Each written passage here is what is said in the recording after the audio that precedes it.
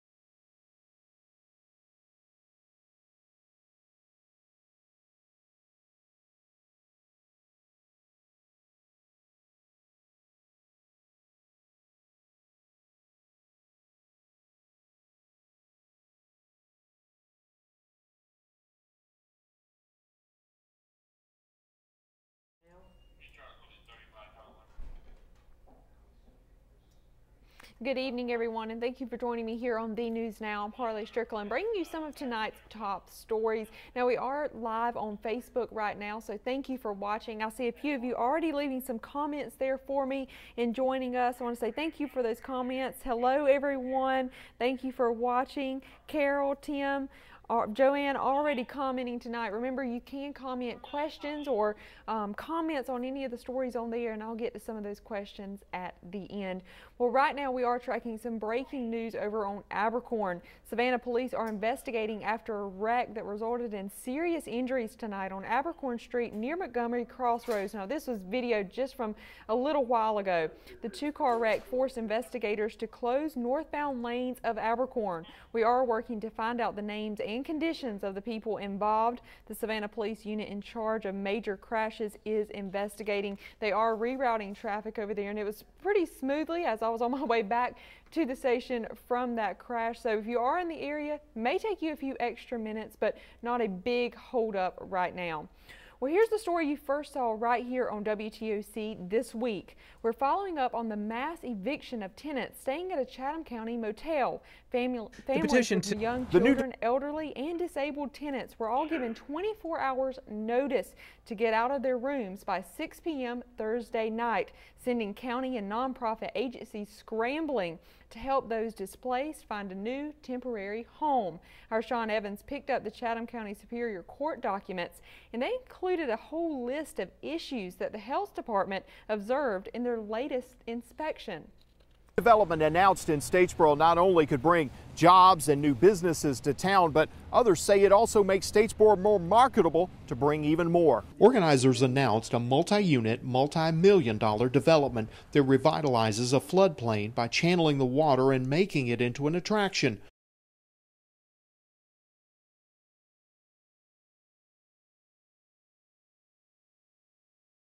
The petition to the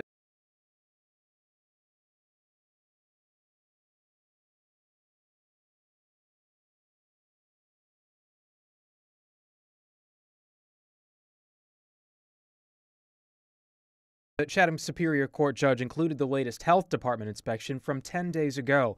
Health department inspectors noted violations that remain from the last inspection that include but aren't limited to no fire detection or suppression systems in any of the living areas, active infestations of bedbugs in multiple rooms, roach and animal infestations, and unregulated water temperatures in rooms with children where the water got hotter than 150 degrees. There were enough issues that the inspectors said in the report that the state of disrepair and infestation made the motel a public health hazard to anyone visiting or living in the property. Today, I spotted a sheriff's deputy guarding the property, and only tenants are allowed to go back for belongings until Sunday afternoon. What happened at the Thunderbird Motel points to a larger issue for leaders of agencies that have stepped in to help those displaced. The really unfortunate part of it is that when they stay in the stay-by-week hotels, they pay more than they would have to if we had affordable housing that would meet their income. The Chatham-Savannah Authority for the Homeless had several representatives at the Thunderbird this week trying to help tenants any way that they could. But the agency's executive director, Cindy Kelly, says a critical shortage of affordable housing forces low-income families into pay-by-week hotels and motels. Also helping those displaced is nonprofit Family Promise of Greater Savannah. They're helping about 5 families and a total of 15 children ranging in ages from 1 to 18. One of the things that we did want to make sure is, do the children have Christmas? Christmas is right around the corner, so we did assess to see what those needs were, if the family was able to even afford to provide Christmas for those children. Well, sorry for those issues there. Now, that was Sean's story that he's been following now all this week since those tenants were given only 24 hours to make arrangements and find somewhere else to live. Now, to read that full story, you can go on our website, wtoc.com, click on that news tab, and that story, along with others we've been following all this week, are right there for you, and you can check up on those. Now we'll get to Dow Kennedy's package. We showed you an announcement yesterday for a project that could bring more places to shop, eat, and live in Midtown Statesboro. Bureau Chief Dow Kennedy takes us back to the spot and shows us why many think the project will make it easier to attract even more people. The new development announced in Statesboro not only could bring jobs and new businesses to town, but others say it also makes Statesboro more marketable to bring even more. Organizers announced a multi-unit, multi-million-dollar development that revitalizes a floodplain by channeling the water and making it into an attraction. Dr. Brent Tharp, president of the Statesboro Convention and Visitors Bureau Board, says the development helps their group further market the community as a destination for meetings or people looking for a place to visit.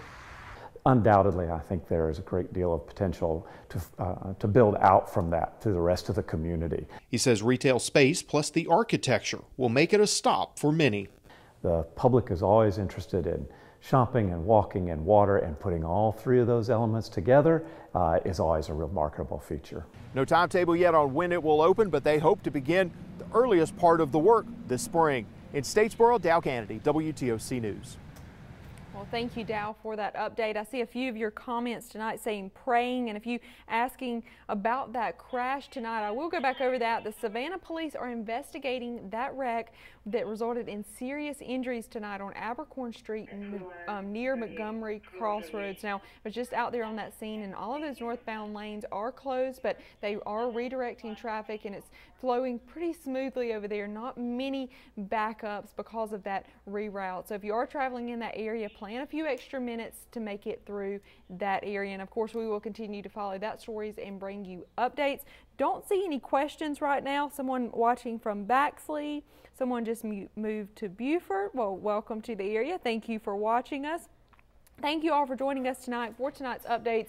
Don't forget to join us at 11 o'clock. Have a great story for you tonight coming out of Rincon. The police are sending you a message, and they're asking you to be on the lookout for 2 people that were involved in an attempted robbery, but didn't turn out the way they planned. But tune in to the news at 11 for that story and these stories and even more. Thank you for joining me.